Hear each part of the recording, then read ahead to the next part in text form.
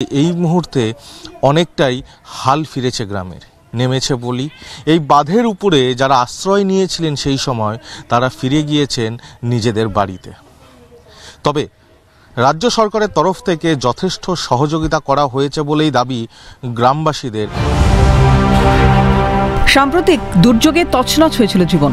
কৃষি নির্ভর পরিবারগুলোর চাষের ক্ষেত আর মাথা গোঁজার ঠাইটুকুও ভেসে গিয়েছিল জলের তোড়ে।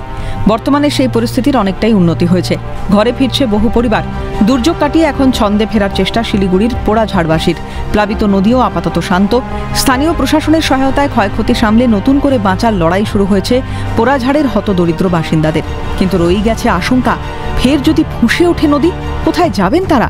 বিপর্যস্ত এলাকাবাসীর আর্জি অবিলম্বে তৈরি হোক বিকল্প বাঁধ। হ্যাঁ, বাঁধের তো দাবি রবেই, কারণ বাঁধটা ভালো করে বাঁধলেই তো তবে বাঁচতে পারবো একটু। এখানকার মানুষের একটা দাবি যে প্রায় 300-350 মানুষ পরিবার এখানে রয়েছে।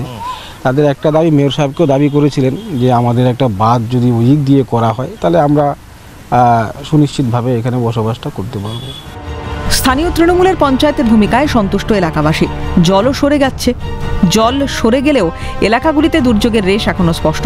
পলিতে ভরেছে চাষের জমি, ক্ষতির সম্মুখীন হয়েছে জীবন জীবিকা। এলাকাবাসীর ক্ষয়ক্ষতির পরিমাণ ইতিমধ্যেই খতিয়ে দেখেছেন বিডিও। সাহায্যের হাত বাড়িয়েছে জেলা প্রশাসন। এই পরিস্থিতিতে বাঁধ তৈরি হলে আগামী বর্ষায় প্লাবন এড়ানো সম্ভব, আশাবাদী পোড়াঝাড়বাসী।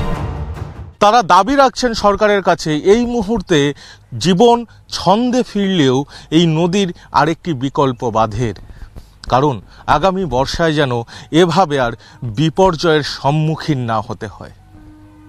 ক্যামেরায় সৌমেন্দু মজুমদারের সাথে পার্থপ্রতিম দাস, ক্যালকাটা নিউজ, শিলিগুড়ি।